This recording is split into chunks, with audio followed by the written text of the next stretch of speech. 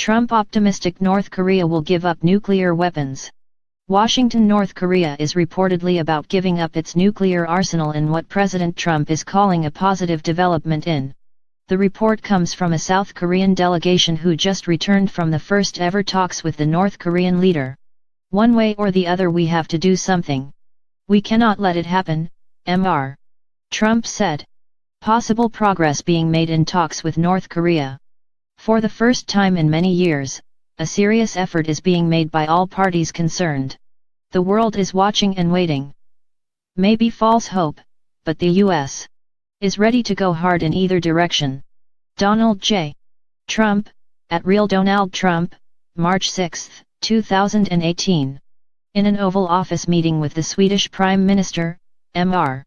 Trump expressed cautious optimism about North Korea's apparent willingness to negotiate. Trump responded to reporter questions about the apparent easing of tensions. "We're gonna see. We're gonna see," he said Tuesday. "They seem to be acting positively. I think their statement and the statements coming out of South Korea and North Korea have been very positive. That would be a great thing for the world. Great thing for the world. So we'll see how it comes about. I'd like to be optimistic, but I think maybe this has gone further than anyone has taken it before," Mr. Trump said. "Hopefully it will go in the very, very peaceful, beautiful path. We're prepared to go whichever path is necessary. I think we're having very good dialogue."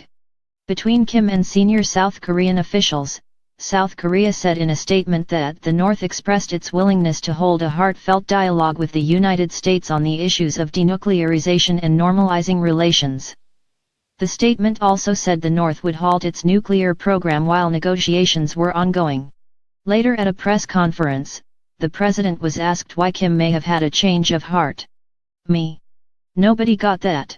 I think that they are sincere, but I think they are sincere also because the sanctions and what we're doing with respect to North Korea, including the great help that we've been given from China," Mr. Trump said. "The sanctions have been very, very strong and very biting. Tough sanctions aside, it's been Mr. Trump's tough rhetoric that has helped stoke fears of a conflict on the Korean Peninsula. They will be met with fire and fury and frankly power, the likes of which this world has never seen before."